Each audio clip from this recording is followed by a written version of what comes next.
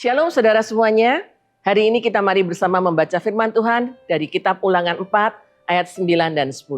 Demikianlah firman Tuhan. Tetapi waspadalah dan berhati-hatilah, supaya jangan engkau melupakan hal-hal yang dilihat oleh matamu sendiri itu, dan supaya jangan semuanya itu hilang dari ingatanmu seumur hidupmu. Beritahukanlah kepada anak-anakmu dan kepada cucu cicitmu semuanya itu, yakni hari itu ketika engkau berdiri di hadapan Tuhan Allahmu di Horeb, waktu Tuhan berfirman kepadaku, suruhlah bangsa itu berkumpul kepadaku, maka aku akan memberi mereka mendengar segala perkataanku, sehingga mereka takut kepadaku selama mereka hidup di muka bumi dan mengajarkan demikian kepada anak-anak mereka. Ayat yang baru kita baca menceritakan tentang amanat perpisahan Musa kepada angkatan Israel yang baru. Mereka baru saja mencapai akhir dari penggembaraan mereka di padang gurun dan siap masuk ke tanah Kanaan. Mereka adalah anak-anak dari generasi yang pernah melihat tangan Tuhan bekerja dengan dahsyat di Mesir, di Laut Teberau, di Gunung Sinai. Namun banyak di antara mereka yang lebih muda ini tidak mengalami langsung semuanya itu. Mereka hanya memiliki sebuah cerita. Sehingga Musa perlu untuk mengulas kembali dan memperbaharui perjanjian Allah dengan Israel. Musa sangat memahami benar bagaimana pentingnya mengingat dan tidak melupakan kebaikan Tuhan.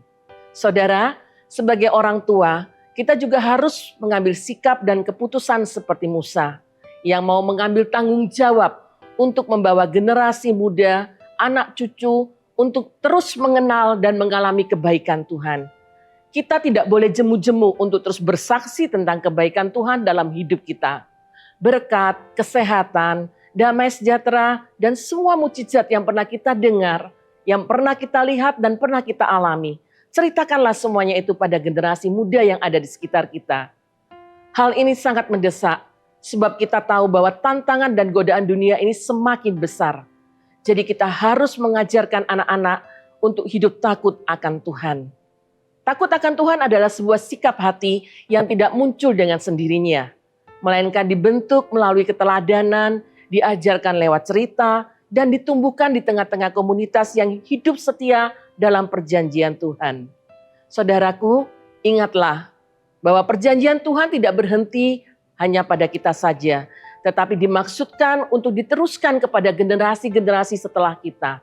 Itu sebabnya kita memiliki tanggung jawab untuk meninggalkan warisan rohani, yakni iman yang hidup bagi mereka yang datang sesudah kita, supaya mereka semua bertumbuh sebagai generasi yang mengenal Tuhan secara pribadi, mengandalkan Tuhan dalam setiap langkah hidup mereka, dan mengalami penggenapan janji-janji Tuhan dalam hidup mereka. Saudara, mari kita setia untuk membangun jembatan iman bagi mereka, karena apa yang kita tabur hari ini, suatu saat akan dituai oleh generasi setelah kita. Amin.